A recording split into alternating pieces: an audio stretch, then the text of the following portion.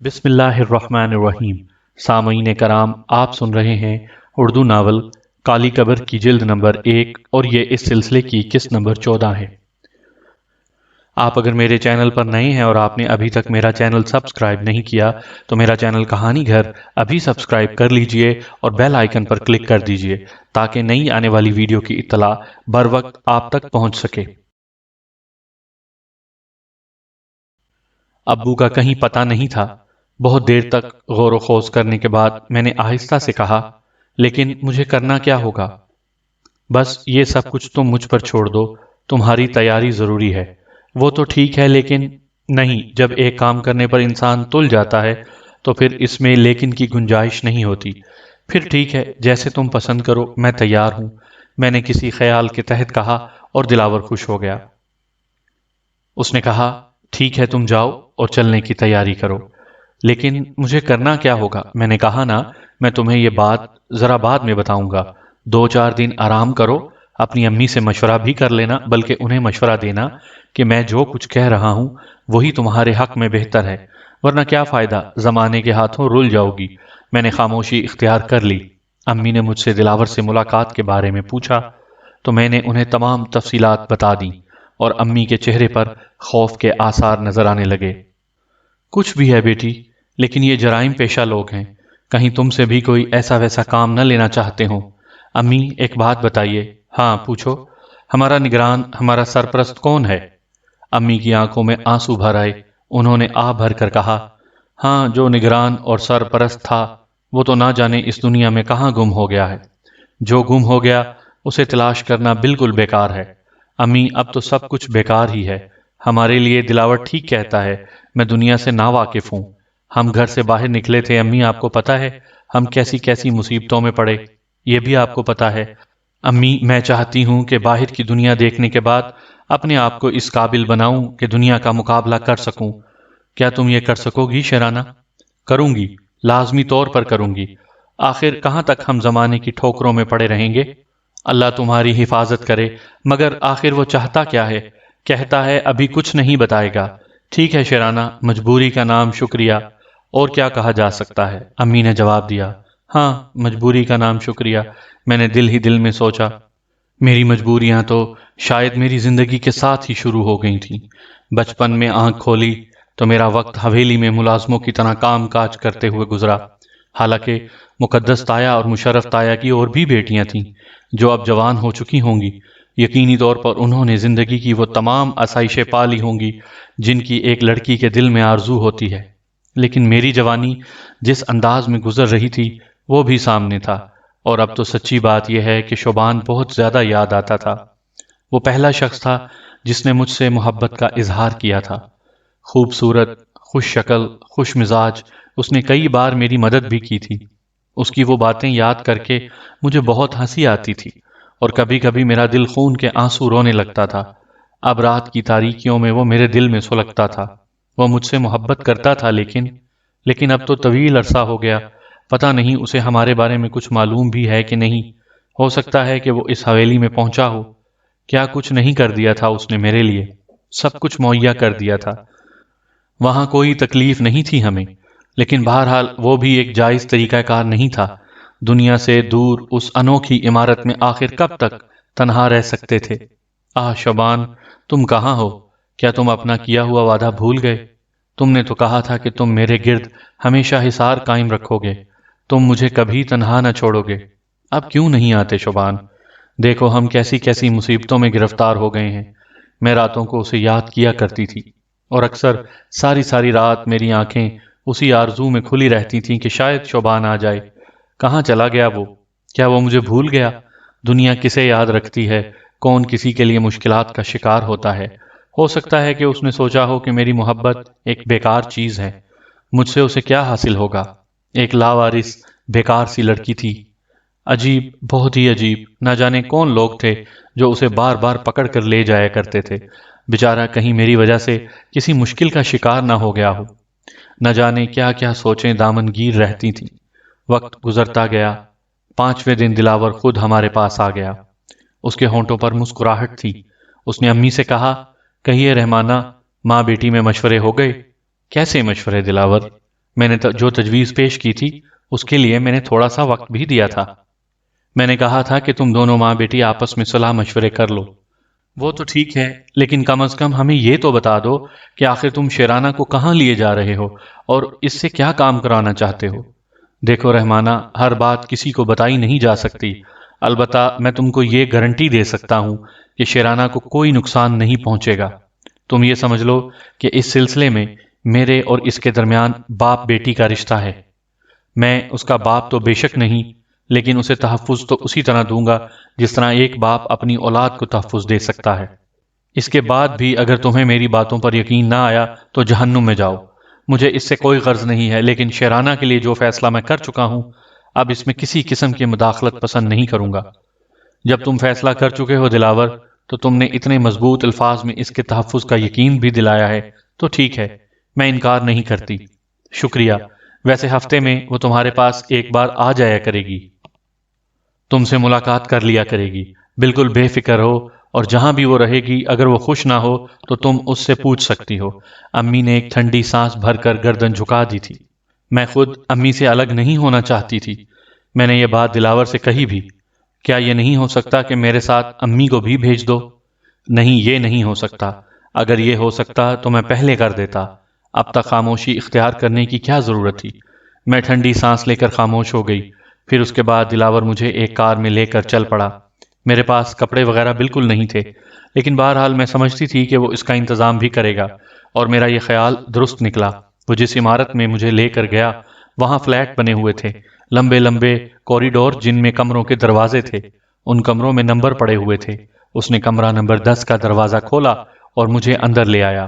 ایک کشادہ کمرہ تھا، یہاں بہت خوبصورت فرنیچر پڑا ہوا تھا، میز، کرسی، لکھنے پڑھنے کا سامان، ایک طرف بیڈ، عقب میں ایک بڑی سی کھڑکی۔ ماحول بہت صاف ستھرا تھا، ایک چھوٹا سا ٹیلی ویژن بھی رکھا ہوا تھا۔ اس نے کہا، یہ تمہارے لیے رہنے کے لیے ہاسٹل ہے، تم اس ہاسٹل میں رہو گی۔ ہاسٹل؟ میں نے کہا، ہاں۔ یہ کیا ہوتا ہے؟ باہر کے شہروں سے آئی ہوئی لڑکیاں یہاں رہتی ہیں، اور ان میں مختلف مزاج اور مختلف خیال کی لڑکیاں ہیں۔ کچھ ایسی ہیں جو یونیورسٹی میں تعلیم حاصل کرتی ہیں، کچھ ایسی ہیں جو ملازمتیں کرتی ہیں اور رات کو یہاں آ کر سو جایا کرتی ہیں۔ پورا ہاسٹل ان لڑکیوں سے بھرا ہوا ہے۔ یہ لڑکیاں شریف خاندان کی بھی ہیں، دولت مندوں کی بھی ہیں اور درمیانہ درجے کی بھی ہیں، مگر وہ اپنے گھروں کو چھوڑ کر یہاں کیوں رہتی ہیں؟ ان سے ملو گی تو تمہیں تمام صورتحال کا اندازہ ہو جائے گا۔ ٹھیک، مگر مجھے یہاں کیوں رہنا ہوگا؟ تمہیں ایک کام کرنا ہوگا۔ کیا کام؟ تھوڑے دن انتظار کرو، میں تمہیں بتا دوں گا۔ دلاور خاموشی سے ایک کرسی پر بیٹھا رہا۔ میں بھی اس کمرے کا جائزہ لیتی رہی تھی۔ عقب کی کھڑکی سے دور تک پھیلی سڑک نظر آتی تھی اور ایک بھرا پورا بازار تھا جہاں خوبصورت دکانیں سجی ہوئی تھیں۔ یہاں زندگی رواں دواں تھی، ہر قسم کی موٹر گاڑیاں، کاریں، سکوٹریں، آٹو رکشا۔ زندگی کو اتنی قریب سے میں نے پہلے کبھی نہیں دیکھا تھا۔ مجھے یہ سب کچھ ایک نگاہ میں بہت اچھا لگا۔ دل میں تجسس پیدا ہوا کہ دیکھوں تو صحیح کہ آخر دلاور مجھ سے کیا کام لینا چاہتا ہے۔ لیکن بہرحال اس بات کا احساس تو تھا کہ یہاں عزت محفوظ ہے اگر دلاور سچ بول رہا ہے۔ تھوڑی دیر کے بعد کمرے کے دروازے پر کسی نے دستک دی اور دلاور نے آگے بڑھ کر دروازہ کھول دیا۔ ایک درمیانہ قد کا آدمی اندر آ گیا تھا۔ اچھی شکل و صورت کا آدمی تھا، مگر آنکھوں سے بڑی صفاکی ٹپکتی تھی۔ دلاور نے اس کو اندر بلا کر کہا، اس کا نام توفیق ہے اور ابھی یہی تم سے ہی ملتا جلتا رہے گا۔ تم اسے اپنا بڑا بھائی کہہ سکتی ہو، چچا کہہ سکتی ہو، جو کچھ بھی چاہو کہو۔ یہ جانتا ہے کہ اس کے اور تمہارے درمیان کیا رشتہ ہے۔ توفیق، سمجھ رہے ہو نا میری بات؟ جی سرکار، میں سمجھ گیا۔ پھر دلاور نے کہا، توفیق تمہیں کچھ لا کر دیا کرے گا، دکھاؤ توفیق وہ کیا ہے۔ دلاور نے کہا اور توفیق نے اپنے لباس سے کچھ نکالا۔ یہ ایک بڑا سا لفافہ تھا۔ اس لفافے میں چھوٹی چھوٹی مختلف سائز کی پڑیاں پڑی ہوئی تھیں جن پر نمبر لکھے ہوئے تھے، 1 2 3 4 5 6، اس طرح سے 8 نمبر تک تھے۔ یہ پڑیاں جسامت کے لحاظ سے نمبر رکھتی تھیں جو سیلوفین کی پیکنگ سے جھلک رہی تھی۔ میں کچھ سمجھ نہ پائی۔ دلاور نے کہا، یہ پڑیاں دیکھ رہی ہو؟ ہاں۔ لڑکیاں تمہارے پاس آئیں گی اور تم سے ایک فکرہ کہیں گی۔ فکرہ؟ ہاں۔ کیا فکرہ ہوگا وہ کہیں گی کہ انہیں محبوب درکار ہے، تو پھر تم ان سے پوچھنا کہ کون سے نمبر کا چاہیے۔ میں ان کی قیمتیں بتائے دیتا ہوں۔ 1 نمبر کی پڑیا کی قیمت 1000 روپے ہے۔ اس طرح 8 نمبر تک کی پڑیا کی قیمت 8000 روپے ہوگی۔ وہ لڑکیاں تمہیں رقم دے کر لے جایا کریں گی۔ خبردار، خاموشی کے ساتھ تمہیں یہ کام کرنا ہے۔ فرض کرو کہ اگر تم نے 10,000 روپے کی پڑیاں بیچیں تو اس میں سے 2,000 روپے تمہارے ہوا کریں گے۔ یہ رقم تمہارے بینک اکاؤنٹ میں جمع ہو جایا کرے گی اور اس طرح تم ایک اچھی خاصی حیثیت کی مالک بن سکتی ہو۔ لیکن ان پڑیوں میں کیا ہے؟ میں نے سوال کیا۔ خبردار، اس کے بعد دوبارہ یہ سوال کبھی مت پوچھنا۔ یہاں توفیق تمہاری مدد کرتا رہے گا۔ یہ تمہیں مال لا کر دیا کرے گا۔ مال احتیاط سے چھپا کر رکھنا اور کسی سے اس کا تذکرہ بھی نہ کرنا۔ ویسے یہاں زیادہ لڑکیوں سے دوستی کی ضرورت نہیں ہے۔ سلام دعا ہر ایک سے رکھو، خود وہ لڑکیاں تم سے آ کر ملا کریں گی جنہیں ان پڑیوں کی ضرورت ہوتی ہے۔ اس کے علاوہ میں تمہیں خالہ سے بھی ملوائے دیتا ہوں۔ یہ خالہ بھی تمہاری رازدار ہیں۔ صرف یہاں تم 3 افراد ہو۔ اور سنو، ایک بات میں تمہیں بتائے دیتا ہوں، دنیا کا کوئی شخص بھی اگر تم سے آ کر پوچھے کہ کبھی کوئی دلاور یہاں آیا تھا یا کبھی کسی دلاور کو جانتی ہو، تو میرا نام کبھی اپنی زبان پر مت لانا۔ یہ مت بتانا کہ تم کون ہو اور کہاں رہتی ہو یا کون تم سے یہ کام کراتا ہے، چاہے تم پر کتنے ہی ظلم کیوں نہ کیے جائیں۔ ایسا اول تو کبھی نہیں ہوگا، میں اس کی ذمہ داری لیتا ہوں، لیکن اگر خدا نہ خواستہ ایسا کبھی ہو بھی جائے تو تم کہو گی کہ یہ سب کچھ تم خود کرتی ہو۔ تم یہ کہو گی کہ تم اس دنیا میں بے سہارا ہو اور صرف اس طرح اپنا کام چلاتی ہو۔ توفیق یا خالہ کا نام بھی کبھی زبان پر مت لانا۔ یہ سب تمہارے مددگار ہیں اور تمہیں مصیبت سے بچائے رکھیں گے۔ جاؤ توفیق، خالہ کو بلا کر لاؤ۔ خالہ اس ہاسٹل کی آیا تھی، ایک موٹی سی کالے رنگ کی عورت، چہرے ہی سے خبیث لگتی تھی۔ دلاور نے خالہ سے میرا تعارف کرایا اور اس کے بعد وہاں سے رخصت ہو گیا اور میں اس ہاسٹل میں رہنے لگی۔ توفیق بھی اچھا آدمی تھا، کہنے لگا میں بھی یہاں ہوا کرتا ہوں، تمہیں دنیا کی کسی چیز کی ضرورت ہو تو مجھ سے کہہ دیا کرو، کسی بات کی پرواہ مت کرنا۔ ویسے دلاور دادا مجھ سے کہہ گیا ہے کہ تمہیں بازار لے جا کر خریداری کروا دوں اور تمہیں سارا سامان دلوا دوں، وہ پیسے بھی دے گیا ہے۔ میں نے ایک ٹھنڈی سانس لے کر خاموشی اختیار کر لی تھی۔ بہرحال میری تمام ضرورتیں پوری کر دی گئیں اور میں یہاں وقت گزارنے لگی۔ پھر میری پہلی گاہک آئی، دبلی پتلی سی نازک اندام لڑکی تھی، چہرے پر عجیب سی بے بسی تاری تھی، غالباً وہ کسی تکلیف کا شکار تھی۔ دروازے پر دستک دی، میں نے دروازہ کھولا تو بولی محبوب چاہیے، اندر آ جاؤ۔ وہ اندر آ گئی اور اپنے لباس سے پیسے نکالنے لگی۔ پھر اس نے 4,000 روپے میرے سامنے رکھے اور میں نے 2 نمبر کی پڑیا اس کے حوالے کر دی۔ جب وہ واپس پلٹنے لگی تو میں نے اس سے پوچھا سنو، کیا نام ہے تمہارا؟ اس نے بے بسی کی نگاہوں سے مجھے دیکھا اور خاموشی سے ٹھنڈی سانس لے کر باہر نکل گئی۔ کچھ عجیب سا انداز تھا اس کا، اس کے چہرے پر پھیلی ہوئی مایوسی میری سمجھ میں نہیں آ رہی تھی۔ پھر 1 گھنٹے کے بعد دوسری گاہک آئی اور رات تک میں نے تقریباً 6 پڑیاں بیچیں جن کی کل آمدنی 20,000 روپے تھی۔ گویا میرے 4,000 روپے کھڑے ہو گئے۔ یہ کاروبار تو بہت اچھا ہے، لوگ اسے کیوں نہیں کرتے؟ میں نے دل میں سوچا اور اسی طرح میں یہ کام کرتی رہی اور کچھ دنوں میں اس کی عادی ہو گئی۔ 8ویں دن مجھے امی کے پاس لے جایا گیا، لیکن کوٹھی کے دروازے پر ہی مجھے دلاور مل گیا۔ اپنی ماں سے بھی نہیں کہو گی کہ تم کیا کرتی ہو، بس یہی کہنا کہ وہاں رہتی ہو اور تمہیں کوئی کام نہیں دیا گیا۔ خبردار، ورنہ اس کے بعد تم اپنی ماں سے نہیں مل سکو گی۔ میں خاموش ہو گئی۔ امی کے پاس پہنچی، وہ بیچاری میرے لیے پریشان تھی، لیکن میں نے انہیں تسلیاں دیں اور کہا کہ جہاں مجھے بھیجا گیا ہے وہاں میں خوش ہوں، وہاں دوسری بہت سی لڑکیاں بھی ہوتی ہیں، اور دلاور کہہ رہا تھا کہ مجھے تھوڑی تھوڑی تعلیم دلائے گا۔ یہ تو اچھی بات ہے، یہ شخص ابھی تک ہمارے لیے نقصان دہ ثابت نہیں ہوا تھا۔ اچھا ہے تم تھوڑی بہت پڑھ جاؤ، نہ جانے قدرت نے اس کے دل میں ہمارے لیے رحم کیوں ڈال دیا ہے۔ میرے ساتھ بھی یہاں کوئی برا سلوک نہیں ہوتا، میں بھی ٹھیک ٹھاک ہی ہوں۔ امی سے کافی دیر تک باتیں کرتی رہی تھی۔ پھر دوسرے دن صبح کو مجھے واپس ہاسٹل پہنچا دیا گیا اور اس کے بعد میری دکانداری شروع ہو گئی۔ توفیق مجھے مال سپلائی کیا کرتا تھا، خالہ اکثر میری خبر گیری کر لیا کرتی تھی۔ یوں زندگی گزرنے لگی۔ 1 مہینہ، 2 مہینہ، پھر تقریباً 4 مہینے مجھے یہاں گزر گئے۔ میں نے اپنے آپ کو اس ماحول میں ضم کر لیا تھا، ویسے بھی کوئی پریشانی نہیں تھی۔ پھر ایک دن ایک اور لڑکی میرے پاس آئی، اس سے پہلے بھی وہ 4 بار آ چکی تھی، لیکن ان میں سے کوئی اپنا نام نہیں بتاتی تھی۔ ان کی شکلیں دیکھ کر مجھے ایک عجیب سا احساس ہوتا تھا اور میں پریشان ہو جاتی تھی۔ لڑکی میرے پاس پہنچ گئی اور اس نے کہا مجھے 8 نمبر دے دو۔ ٹھیک ہے، میں نے اسے 8 نمبر کی پڑیا دے دی اور اس نے مجھے اس کی قیمت ادا کر دی۔ اسی وقت دروازے پر دوبارہ دستک ہوئی۔ دروازہ چونکہ کھلا ہوا تھا اس لیے دستک دینے والا آسانی سے اندر آ گیا۔ میں نے یہی سمجھا تھا کہ یہ بھی کوئی لڑکی ہی ہوگی جو محبوب کی تلاش میں آئی ہوگی، لیکن آنے والے کو دیکھ کر میری آنکھیں حیرت سے پھٹی کی پھٹی ہی رہ گئی تھیں۔ بے شک بہت عرصے کے بعد دیکھا تھا، لیکن فوراً پہچان لیا تھا۔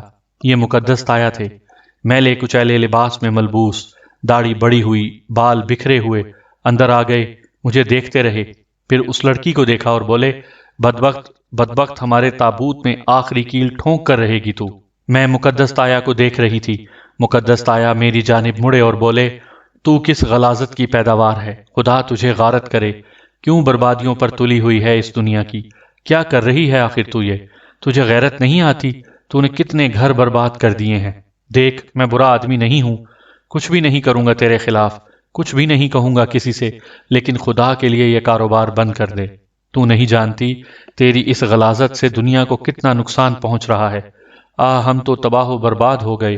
میری بات سن میری بچی، بھول جانا اس بات کو کہ میں تیرے بارے میں اپنی زبان کسی سے کھولوں گا، لیکن یہ لڑکی اگر دوبارہ کبھی آئے تو اسے وہ سب کچھ نہ دینا جو اسے برباد کر رہا ہے۔ کم بخت چل یہاں سے، میں تجھے اپنے ہاتھوں سے مارنا پسند کروں گا، اس طرح تجھے نہیں مرنے دوں گا۔ اور پھر مقدس تایا خاموشی سے اس لڑکی کو لے گئے۔ میرے پورے بدن میں سنسناہٹیں دوڑ رہی تھیں۔ مقدس تایا نے مجھے نہیں پہچانا تھا، لیکن میں نے انہیں پہچان لیا تھا۔ میرے دل و دماغ میں ایک ہیجان برپا ہو گیا تھا۔ یہ سارا قصہ کیا ہے؟ اور وہ لڑکی، کیا وہ مقدس تایا کی لڑکی تھی؟ میں نے اپنے ذہن پر زور ڈالا تو مجھے یاد آ گیا کہ ہاں، وہ تہمینہ ہی ہے۔ مجھ سے بڑی تھی، لیکن میں نے اسے بہت عرصے پہلے دیکھا تھا۔ ویسے بھی میرے اور اس کے درمیان کوئی رابطہ نہیں تھا۔ وہ مغرور لوگ تھے، ہمیں کمتر سمجھا کرتے تھے۔ تہمینہ تہمینہ تہمینہ، یقیناً یہ تہمینہ ہی تھی، لیکن مقدس تایا نے اپنا حلیہ کیا بنایا ہوا تھا، اور تہمینہ کیا کر رہی تھی؟ کیا ہے ان پڑیوں میں؟ اور اس شام میں نے خالہ سے پوچھ ہی لیا۔ خالہ سے میری اچھی خاصی دوستی ہو گئی تھی، اکثر میرے پاس آ بیٹھتی تھی۔ میں اسے تھوڑے بہت پیسے بھی دے دیا کرتی تھی، کیونکہ دلاور نے مجھے اخراجات کے لیے اچھے خاصے پیسے دیے ہوئے تھے۔ میرے پاس تو کوئی خرچ تو تھا ہی نہیں، کھانا پینا سب یہاں سے مل جاتا تھا، اس لیے یہ پیسے میرے پاس بیکار ہی پڑے رہتے تھے۔ کئی بار میں نے موٹی خالہ کو یہ پیسے دیے تھے۔ اس شام بھی خالہ کچھ پیسے مانگنے ہی آئی تھی۔ وہ بڑی بیٹی کا بیٹا جو ہے نا، ہاں ہاں خالہ، کیا بات ہے، اسے بیمار ہو گیا ہے کم وقت، بری حالت ہے، ہسپتال لے جانا پڑے گا۔ بیٹا کچھ پیسے ہوں تو مجھے دے دو۔ پیسے تو میں آپ کو دے دوں گی خالہ، کتنے پیسے چاہیے؟ ایک 500 روپے دے دو۔ ٹھیک ہے خالہ، یہ 500 روپے رکھ لیجئے۔ خالہ میں آپ سے کچھ پوچھنا چاہتی ہوں۔ ہاں ہاں پوچھو بیٹا، خالہ نے کہا۔ خالہ ان پڑیوں میں کیا ہوتا ہے؟ میں نے سوال کیا، اور خالہ چونک کر مجھے دیکھنے لگی۔ اے خدا کی بندھی، تمہیں معلوم نہیں؟ نہیں خالہ، میں نہیں جانتی۔ ہیروئن ہے بیٹا، ہیروئن۔ ہیروئن؟ ہاں۔ پڑیوں میں؟ تو اور کیا، وہ تو فلموں میں ہوتی ہے۔ اب پڑیوں میں ہوتی ہے؟ مگر خالہ آپ مذاق کر رہی ہیں۔ نہیں بیٹا، تو نے پوچھا، میں نے بتا دیا، بس اس سے زیادہ نہ تم کچھ پوچھنا نہ میں تجھے کچھ بتا سکوں گی۔ اور سن، آئندہ یہ سوال کسی اور سے مت کرنا، سمجھ رہی ہے نا؟ ورنہ یہ سوال تیرے لیے خطرناک ہو جائے گا۔ خالہ کے جانے کے بعد نہ جانے کتنی دیر تک اس ہیروئن کے بارے میں سوچتی رہی تھی، جو فلموں کے بجائے اب پڑیوں میں بند رہا کرتی تھی۔ اس عجیب و غریب واقعے نے میرے ذہن پر بہت برا اثر ڈالا تھا، لیکن اب میں بہت سمجھدار ہو گئی تھی اور بہت سی باتیں خود بخود سوچ لیا کرتی تھی۔ اگر میں امی سے اس کا تذکرہ کروں گی کہ مقدس تایا مجھے ملے تھے، تو امی نہ جانے کیسے کیسے وسوسوں کا شکار ہو جائیں گی۔ دور رہنے کے بعد یہ بڑی مشکل بات ہوتی ہے کہ انسان ذرا ذرا سی چیز کے بارے میں سوچتا رہتا ہے۔ امی جس انداز میں مجھ سے ملنے کے بعد میری طرف دیکھتی، مجھے ایسا شک ہوتا جیسے وہ محسوس کر رہی ہوں کہ میں ان سے کچھ چھپا رہی ہوں، لیکن خدا نخواستہ ان کو میرے کردار پر کوئی شک نہیں تھا، اور میں جانتی تھی کہ امی کو یہ شک ہو بھی نہیں سکتا تھا۔ بہرحال بہت دن گزر گئے۔ ایک دن وہی لڑکی پھر میرے پاس آئی۔ اب اس کے چہرے پر کرب و اذیت کے آثار تھے۔ اندر داخل ہو گئی اور اس نے درد بھری آواز میں کہا، سنو، میری زندگی تمہارے ہاتھ میں ہے، سنو، تمہیں خدا کا واسطہ ہے، میری درد بھری فریاد سن لو۔ میں نے چونک کر اسے دیکھا، وہی لڑکی تھی جس کے بارے میں نے سوچا تھا کہ وہ تہمینہ ہے، مقدس تایا کی بیٹی۔ تاہم میں نے اس پر اپنا اظہار نہیں کیا۔ میں نے ہمدردی سے کہا، کیا بات ہے، کیا چاہتی ہو تم؟ میرے پاس پیسے نہیں ہیں تو پھر بس 1 نمبر کی پڑیا دے دو، مجھے صرف 1 نمبر کی۔ پیسے نہیں ہیں اور میں پڑیا دے دوں تمہیں؟ ہاں، ہاتھ جوڑتی ہوں تمہارے آگے، مر جاؤں گی، تمہیں خدا کا واسطہ ہے مجھے معاف کر دو، میں مر جاؤں گی۔ بیٹھو بیٹھو، 1 منٹ بیٹھو۔ نہیں، کوئی میرے پیچھے آ جائے گا، مجھے خطرہ ہے۔ اگر تم بیٹھو گی نہیں تو میں تمہیں پڑیا بھی نہیں دوں گی۔ 1 منٹ بیٹھ جاؤ بس میرے پاس۔ وہ خاموشی سے بیٹھ گئی۔ میں ابھی آئی، کیا تم کسی کو اطلاع کرنے جا رہی ہو؟ وہ خوف زدہ لہجے میں بولی۔ نہیں۔ تو پھر کہاں جا رہی ہو؟ بس 1 منٹ، یہ بتاؤ تم کوئی چائے وغیرہ پیو گی؟ نہیں، کچھ نہیں پیوں گی، بس 1 نمبر کی پڑیا دے دو مجھے، تمہارا یہ احسان میں کبھی زندگی میں نہیں بھولوں گی۔ میں ابھی آتی ہوں، میں نے کہا، اور اس کے بعد میں باہر نکل آئی۔ کمرے کا دروازہ میں نے باہر سے بند کر دیا تھا۔ باہر نکلنے کے بعد میں نے توفیق کو تلاش کیا اور توفیق مجھے مل گیا۔ توفیق، ادھر آؤ۔ جی، اس نے کہا، دیکھو ایک لڑکی میرے پاس آئی ہوئی ہے، ابھی وہ یہاں سے واپس جائے گی، تم اس کا پیچھا کرنا۔ کیوں؟ اس کے بارے میں مجھے معلومات حاصل کرنا ہے۔ ضروری ہے؟ بہت ضروری، نہ صرف اس کے بارے میں بلکہ جس گھر میں وہ جائے اس کے بارے میں بھی تفصیلی معلومات حاصل کر کے آنا، کہ وہاں کون کون رہتا ہے، کتنے افراد ہیں وہاں اور کیا کرتے ہیں وہ۔ اوہ، سمجھ گیا، کیا دادا کی ہدایت ہے؟ ہاں، یہی سمجھ لو۔ لیکن بہت زیادہ سوالات کرنے لگے ہو اب تم، کیا مجھے شکایت کرنی پڑے گی تمہاری؟ ارے نہیں بی بی صاحب، میں تو ایسے ہی پوچھ لیا تھا، خیال رکھنا کوئی گڑبڑ نہ ہونے پائے، ہم تو جاسوس نمبر 1 ہیں، آپ کیا سمجھتی ہو ہمیں؟ ساری کھوج نہ نکال لیں تو توفیق نام نہیں ہے۔ ہاں، احتیاط رکھنا۔ اس کے بعد میں واپس کمرے میں آ گئی۔ وہ مجھے دیکھ کر خوفزدہ ہو گئی تھی۔ سنو سنو، تمہیں خدا کا واسطہ میری فریاد سن لو، میری بات تو سن لو۔ بیٹھ جاؤ، میں تم سے کہہ رہی ہوں، بیٹھ جاؤ۔ وہ پھر بیٹھ گئی۔ میں پڑیا تمہیں بے شک دے دیتی ہوں، لیکن تمہارا نام کیا ہے؟ تہمینہ ہے میرا نام۔ اور تمہارے والد کا نام؟ او، تم شاید میرے خلاف کوئی کاروائی کر رہی ہو۔ تہمینہ، میں تم سے کچھ معلوم کرنا چاہتی ہوں، پوچھو پوچھو۔ یہ لت تمہیں کہاں سے لگ گئی؟ کالج سے، میں کالج میں پڑھتی تھی، میری دوستوں نے مجھے یہ عادت ڈال دی۔ تم اب اس عادت سے باز نہیں رہ سکتی۔ میرے ابو نے مجھے ایک ہسپتال میں پہنچا دیا تھا، میں 16 دن ہسپتال میں رہی ہوں، وہ میرا علاج کر رہے ہیں، لیکن میں برداشت نہیں کر پا رہی، میں شاید اس کے بغیر زندہ نہ رہ سکوں۔ میں تمہیں پڑیا دیے دیتی ہوں، لیکن ایک بات ذہن میں رکھ لو، یہ خطرناک چیز ہے، آخر کب تک اس کے سہارے زندہ رہو گی؟ جب تک زندگی ہے۔ تم اس کے بغیر جینے کی کوشش کرو۔ ناکام رہی ہوں اس میں، کوشش کی ہے ہاں۔ پھر بھی تہمینہ، تم ایک شریف خاندان کی لڑکی ہو، میں بہت کوشش کرتی ہوں لیکن کامیاب نہیں ہو پاتی۔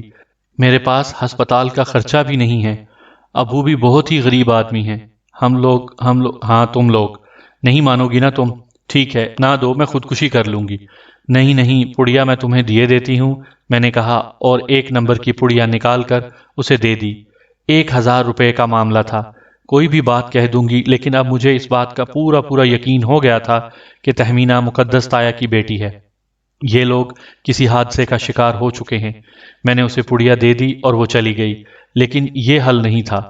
ان لوگوں کو کیا ہوا؟ انہوں نے اپنا گھر کیوں چھوڑ دیا؟ پھر توفیق کے آنے پر ہی ساری صورتحال کا علم ہوا تھا۔ توفیق نے آ کر مجھے بتایا۔ میں معلوم کر آیا ہوں، ایک چھوٹے سے محلے میں رہتے ہیں یہ لوگ، غریب لوگوں کا علاقہ ہے، لڑکی کا پورا پورا خاندان ہے، بہت سے افراد ہیں۔ اس گھر میں 2 بڑے بزرگ ہیں، ان میں سے ایک کا نام مقدس اور دوسرے کا نام مشرف حیات ہے، باقی عورتیں وغیرہ ہیں۔ یہ ایک ہی لڑکی ہمارا شکار بنی ہے، باقی ٹھیک ٹھاک ہیں۔ انہوں نے اسے ہسپتال میں داخل کروا دیا تھا، لیکن شاید یہ ہسپتال سے ہی بھاگ کر آئی ہے۔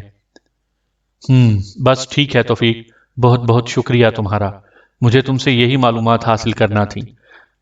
توفیق تو چلا گیا، لیکن میرے ذہن میں سینکڑوں کریدیں پیدا ہو گئی تھیں۔ آخر مقدس حیات اور مشرف حیات کے ساتھ یہ ہوا کیا ہے؟ وہ لوگ اس حال کو کیسے پہنچ گئے؟ اچھی خاصی حیثیت کے مالک تھے۔ ابو کے بارے میں تو خیر کوئی پتہ نہیں چل سکا تھا، لیکن بہرحال ان لوگوں کے بارے میں پتہ چل گیا تھا۔ سمجھ میں نہیں آ رہا تھا کہ امی سے اس کا تذکرہ کروں یا نہ کروں۔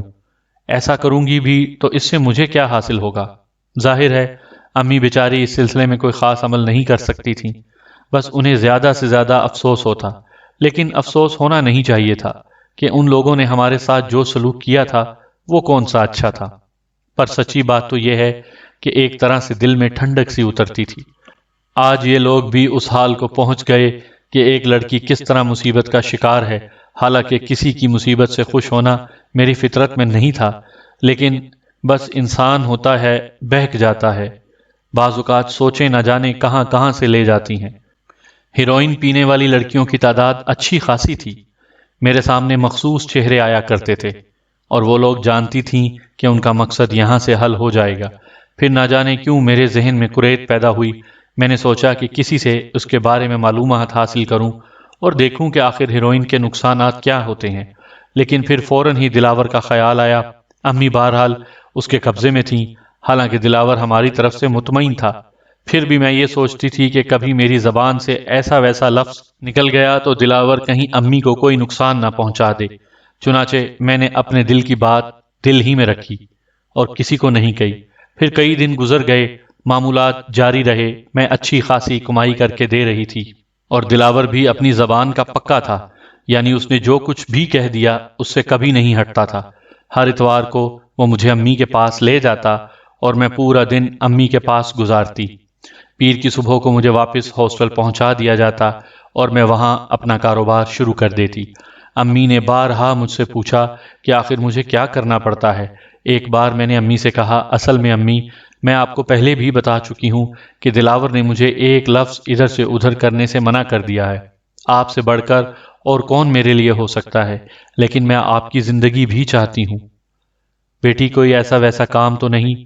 نہیں امی، کوئی ایسی بات نہیں ہے، میں نے ان سے کہا۔ پھر ایک دن مقدس آیا، پھر میرے پاس آئے۔ انہوں نے میرے کمرے میں پہنچنے کے بعد مجھے سلام کیا اور بولے، بیٹی تمہیں اندازہ ہے کہ میں عمر میں تم سے کتنا بڑا ہوں؟ فرمائیے میں کیا خدمت کر سکتی ہوں؟ میں نے خشک لہجے میں کہا۔ اس بات کا مجھے بخوبی اندازہ ہو گیا تھا کہ مقدس طایا کے فرشتوں کو بھی معلوم نہیں کہ میں کون ہوں۔ ظاہر ہے کہ عمر بھی بڑھ گئی تھی اور انہوں نے کون سی کبھی ہم پر توجہ دی تھی جو وہ ہماری شکلوں اور صورتوں کو یاد رکھتے۔ فرمائیے کیا کام ہے آپ کو مجھ سے؟ ایک بات معلوم کرنا چاہتا ہوں۔ جی فرمائیے۔ کیا وہ لڑکی دوبارہ تمہارے پاس آئی تھی؟ نہیں۔ بیٹی سچ بتا دو مجھے، میں جھوٹ نہیں بولتی آپ سے، مگر ہوا کیا؟ میں نے اسے ہسپتال میں داخل کروایا تھا، وہ ہسپتال سے فرار ہو گئی ہے۔ یہاں نہیں آئی وہ؟ اس دن کے بعد کبھی نہیں آئی جس دن میں اسے اپنے ساتھ لے گیا تھا؟ نہیں، ایک بار آئی تھی میرے پاس۔ تو کیا اس نے پھر تم سے پوڑی مانگی تھی؟ جی ہاں۔ دی تھی تم نے اسے؟ نہیں، میں نے صاف جھوٹ بول دیا۔ ظاہر ہے میں ان سے اقرار نہیں کر سکتی تھی۔ میں ایک ٹیلی فون نمبر تمہیں دیے دیتا ہوں، اگر وہ کبھی دوبارہ آئے تو ٹیلی فون نمبر پر رنگ کر کے مجھے بتا دینا۔ دیکھیے جناب، میں یہ سب کچھ نہیں کر سکتی۔ آخر کیوں؟ بس۔ اور تم انسانوں میں زہر تقسیم کر سکتی ہو؟ انہوں نے نفرت بھرے لہجے میں کہا۔ آپ بیٹھ جائیے یہاں، میں تو خیر تمہارا کچھ نہیں بگاڑوں گا، لیکن تم ایک بات سوچ لو، تمہیں تمہارے کیے کی سزا ملے گی۔ کس قدر بھولی بھالی اور معصوم صورت ہو، لیکن جو کام تم کر رہی ہو تمہیں خدا اس کے لیے کبھی معاف نہیں کرے گا۔ جناب اعلیٰ، آپ سے ایک سوال کر سکتی ہوں؟ ہاں کہو۔ کیا آپ کو یقین ہے کہ زندگی میں آپ نے ہمیشہ نیک کام ہی کیے ہیں؟ کیا مطلب ہے تمہارا؟ میں زیادہ تو کچھ نہیں کہہ سکتی، اور آپ کے سامنے بولنا ویسے بھی میرے لیے گستاخی کے مترادف ہے، لیکن ایک بات پر ذرا سا غور کر لیجئے۔ کون سی بات؟ مکافات عمل کے قائل ہیں آپ؟ کیا مطلب؟ کیا آپ نے زندگی میں کسی کے ساتھ برا سلوک نہیں کیا؟ میں پوچھتا ہوں کہ کیا مطلب ہے تمہارا؟ نہیں، کوئی خاص مطلب نہیں ہے میرا، بس صرف آپ سے یہ کہنا چاہتی ہوں کہ آج آپ جن حالات سے گزر رہے ہیں، سوچ لیجئے کہ کیا آپ نے کبھی کسی کے ساتھ برا کیا ہے؟ کیا آپ نے کسی کو مشکلات سے دو چار نہیں کیا؟ نہیں، میں ایسا آدمی نہیں ہوں۔ پھر سوچ لیجئے جناب، تم کوئی خاص بات کہنا چاہتی ہو کیا؟ جی نہیں، میں تو کوئی خاص بات نہیں کہنا چاہتی، بس ایسے ہی پوچھ لیا تھا آپ سے۔ آپ اپنی بیٹی کے لیے کتنا پریشان ہیں؟ ہو سکتا ہے کہ آپ نے کسی اور کی بیٹی کو اس طرح سے پریشان کیا ہو۔ تمہاری باتیں بالکل فضول ہیں جو میری سمجھ میں نہیں آ رہی ہیں، مقدس طایا نے جھلائے ہوئے لہجے میں کہا، اور اس کے بعد باہر چلے گئے۔ بس زبان پر بات آتے آتے رہ گئی تھی، ورنہ میں انہیں بتا دیتی کہ انہوں نے کسی کے ساتھ کیا کیا تھا، لیکن پول کھل جاتا اور اس سے بھی ہمیں نقصان پہنچ سکتا تھا۔ البتہ اب میں یہ سوچنے پر مجبور ہو گئی تھی کہ یہ کام مخدوش ہے۔ اب تو اتنا مجھے اندازہ ہو گیا تھا کہ یہ سارا سب کچھ غلط ہے، اور میں جو کچھ کر رہی ہوں وہ ناجائز ہے۔ اس دن خالہ بھی ذرا موڈ میں تھیں، میرے پاس آ بیٹھیں اور کہنے لگیں، تھک گئی ہوں، بہت زیادہ سوچ رہی ہوں، نوکری چھوڑ دوں۔ آپ یہاں نوکری کرتی ہیں خالہ؟ تو اور کیا مالک ہوں یہاں کی؟ نہیں، میرا مطلب ہے کہ آپ ہاسٹل کی ملازم ہیں یا دلاور کی؟ ملازمہ تو میں ہاسٹل کی ہوں، مگر جانتی ہو کہ ہاسٹل سے مجھے کیا تنخواہ ملتی ہے؟ کیا تنخواہ ملتی ہے؟ 800 روپے مہینہ، بس۔ ہاں، اور جس گھر میں میں رہتی ہوں اس کا کرایہ ہی 1200 روپے ہے، اور 1200 روپے بھی ایک ایسے گھر کا کرایہ ہے جس میں صرف ایک کمرہ ہے اور ایک کچن ہے۔ 4 بیٹیاں ہیں میری جوان، چاروں کی شادی کرنی ہے مجھے۔ تو پھر خالہ آپ کیا کر رہی ہیں؟ کچھ نہیں، اللہ کا فضل ہے میں نے کافی رقم جمع کر لی ہے اور اپنی بیٹی کے لیے رشتہ ڈھونڈ رہی ہوں۔ رشتہ مل جائے تو ایک ایک کر کے سب کے ہاتھ پیلے کرتی رہوں گی۔ یہ کہاں سے جمع کیا ہے آپ نے؟ لو بی بی، ایسے کیوں پوچھ رہی ہو؟ نہیں خالہ پلیز بتائیے نا، بس دلاور سے مجھے اچھی خاصی تنخواہ مل جاتی ہے، میں خود بھی یہ پڑیاں جگہ جگہ سے لے کر جاتی ہوں، بیچتی ہوں۔ اچھا آپ یہ بھی کرتی ہیں؟ ہاں، میں نے کچھ مخصوص اڈے بنا رکھے ہیں، وہاں جا کر آدھے آدھے گھنٹے کھڑی رہتی ہوں، ضرورت مند آتے ہیں اور مجھ سے پڑیاں لے جاتے ہیں۔ جانتی ہو وہاں میں کیا مشہور ہوں؟ کیا مشہور ہو؟ وہاں لوگ مجھے فقیر نہیں سمجھتے ہیں اور میں حلیہ بھی ایسا ہی بنا لیتی ہوں۔ خالہ آپ یہ بھی کرتی ہیں؟ بتا چکی ہوں تمہیں، انسان پر جب برا وقت آتا ہے تو پتہ نہیں وہ کیا کیا کر لیتا ہے۔ خالہ اب تو مجھے بتا دیں کہ آخر یہ ہیروئن ہوتی کیا ہے؟ اے لڑکی پاگل ہو گئی ہے کیا؟ میرا دل چاہتا ہے کہ میں اسے چکھ کر دیکھوں، بس سمجھ لے کہ زندگی بھر کے لیے معذور ہو جائے گی، ان لڑکیوں کی طرح دیوانی ہو جائے گی جو تیرے پاس ہیروئن لینے آتی ہیں۔ مگر خالہ ایک بات بتائیے، اس ہیروئن سے نشہ ہوتا ہے کیا؟ تو اور کیا، کوئی ایسا ویسا نشہ نہیں، بس سمجھ انسان ایک بار عادی ہو جائے تو پھر جان لے کر ہی چھوڑتا ہے۔ مگر خالہ اسے بیچنا تو جرم ہے نا؟ نہیں نیکی ہے، خالہ نے طنزیہ انداز میں کہا، اور اگر کبھی پولیس کو پتہ لگ جائے تو جیسے دلاور نے کہا ہے وہی کر سکتے ہیں ہم۔ کیا؟ مر جائیں گے مگر زبان نہ کھولیں۔ خالہ تم کیوں اس بات پر آمادہ ہوئیں؟ میں نے سوال کیا اور خالہ عجیب سی نگاہوں سے مجھے دیکھنے لگیں، پھر بولی، تو مجھے مروانے پر تلی ہوئی ہے؟ ایک بات ذہن میں رکھیں خالہ، میری ذات سے آپ کو کبھی کوئی تکلیف نہیں پہنچے گی۔ جس طرح میں نے دلاور سے وعدہ کیا ہے کہ خدا نخواستہ کبھی میں کسی جال میں پھنس جاؤں تو میں کبھی کسی سے یہ بات نہیں کہوں گی کہ میرا تعلق دلاور سے ہے، اس طرح میں آپ سے بھی وعدہ کرتی ہوں کہ اگر کبھی ایسی ویسی بات ہوئی تو میں کبھی آپ کا نام نہیں لوں گی۔ ایک بات کا جواب دیں گی مجھے؟ تو جس قدر معصوم ہے اس سے یہ پتہ چلتا ہے کہ تجھے بھی ان لوگوں نے ہی جال میں پھنسایا ہے۔ میں نے ایک ٹھنڈی سانس لی اور کہا، ہاں خالہ۔ کیا جال ہے وہ؟ میری امی ان کے پاس ہیں۔ تو بات خود بخود تیری سمجھ میں آ جانی چاہیے۔ کیا مطلب؟ تیری امی ان کے پاس ہیں اور انہوں نے مجھے دھمکی دی ہے کہ اگر میں نے ان کا کام نہ کیا، ان کا راز کہیں فاش کیا تو میری بیٹیوں کو ہلاک کر دیں گے۔ کیا خالہ ان کے چنگل سے چھٹکارا نہیں حاصل کیا جا سکتا؟ اب بہت مشکل ہے بیٹی، اب ہم لوگ اتنا آگے نکل آئے ہیں کہ اگر چھٹکارا حاصل کرنے کی کوشش بھی کریں تو نہیں کر سکیں گے۔ خالہ ڈر لگتا ہے مجھے۔ سامعین کرام، آپ سن رہے تھے کالی قبر کی جلد نمبر 1 جس کے مصنف ہیں ایم راحت، اور یہ اس سلسلے کی قسط نمبر 14 تھی۔